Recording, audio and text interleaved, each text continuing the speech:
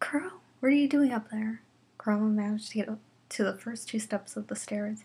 He choked on the smoke, slowly taking in the unreality of his surroundings. She looked over her shoulder, but she didn't turn around. Oh, Rama, I didn't think you'd come in here, or if you'd even know I was in here. When he went 3 more steps, she held up a hand, indicating she wanted him to stop there. You got it settled about your mother, then?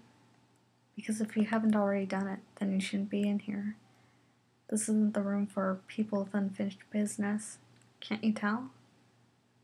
I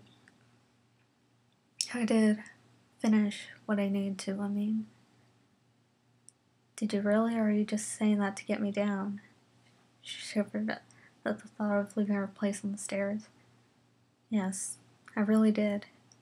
Let's forget about that.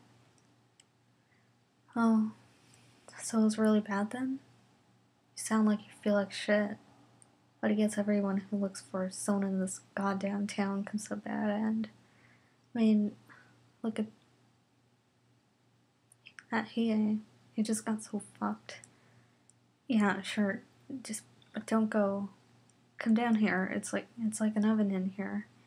He wiped the sweat off his forehead, feeling as though he just jumped in the pool. You really don't want to go up there, do you?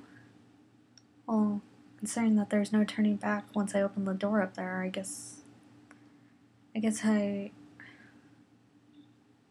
really don't know anymore. Oh, she turned around and started to reach out to him, but she felt someone behind her. She looked back over her shoulder and saw Koronaway. Her eyes widened with fear.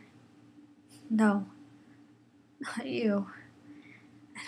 Anyone but you. Why are you bothering? Is it because he only ever reminds you of himself? Of yourself? Because he's helpless like you? You know you don't want him anywhere near you since you seem to think he's so pure. You don't want to make him be any less innocent because you're around. You can make him as much of a sinner as you, maybe even more so. You could make his soul as black and hideous as yours. Too bad he committed the same crime you did. Oh, I do wonder what the motivation behind this is. Are you planning to give him something else when you leave here, you little whore? Are you? She took a few steps away, her breath quickening. Shut up. I don't have to listen to you anymore, Father. I know it's not you. I did kill you. Father? Chroma stared at Coronaway. He knew his eyes weren't deceiving him. It doesn't make... When did anything make sense in this place? Coronaway, enough. Go to hell. Just leave us the hell alone. Ew. What am I supposed to do for you? You know, if you were both just come up to me, I'll make sure God forgives you. The punishment won't hurt for long. We all know well that you will have some form of punishment. You don't have to answer to you, Cronaway. What makes you holier than we are? What do you mean? Cocked his head to the side questioningly, even feigning curiosity. Cromwell balled his hands into fists. You know damn well what I mean. I didn't kill anyone. Are you sure? Well, but you know, he waved a hand as though it were nothing. It was all in the name of our God. You need to take your punishment for murdering your mother. Crow stared at Cromwell. Ew. Is this... Why? Cromwell looked back at her reluctantly, knowing it would have been even more painful, thinking he would relieve the pain he felt when he saw his mother suffering in her hospital bed. Cronaway made a stiff laugh at this exchange, as though he knew exactly what was going on in his mind. Cromwell refused to look back at him as he answered. She was suffering. She was suffering and I couldn't let her live like that anymore. It's in the past now.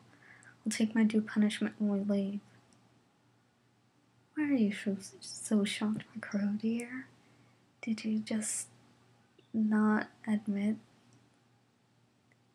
Did you not just admit that you killed your father with your own hands? Why should anyone else committing a similar act be horrible? Or did you really think that poor little Chroma was an innocent little boy? Chroma mimicked wiping tears and pretended there was a halo floating above his head. Yeah. I did kill you, but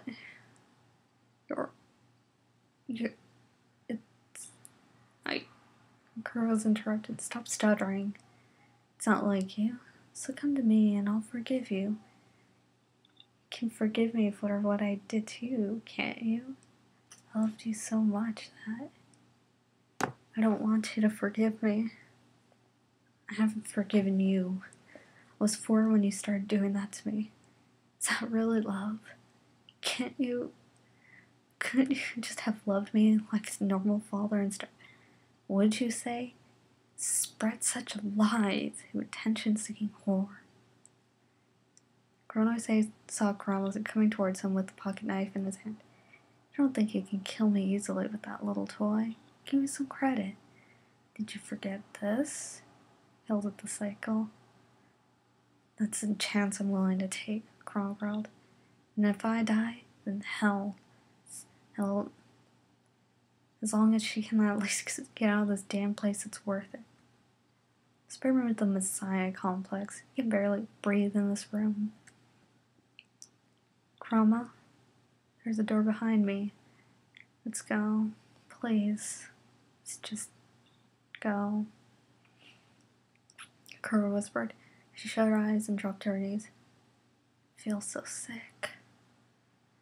Kuro and I started stepping down the stairs. As he passed with Kuro, she looked up at him for a moment, confused, and then stared at the ground, mumbling something to herself. Chroma readied the knife to attack when Kuronoi stepped in front of him. Kuronoi looked at him, smiled mysteriously, and shook his head. He left the room, slamming the door behind him. There's a door. Kuro began to repeat herself more loudly. Behind you. Kuro cautiously went up the stairs and helped her to her feet, keeping his grasp on her shoulder as they proceeded up the stairs. They opened the door and... It's time for you to wake up. Come on, you can do it. Please.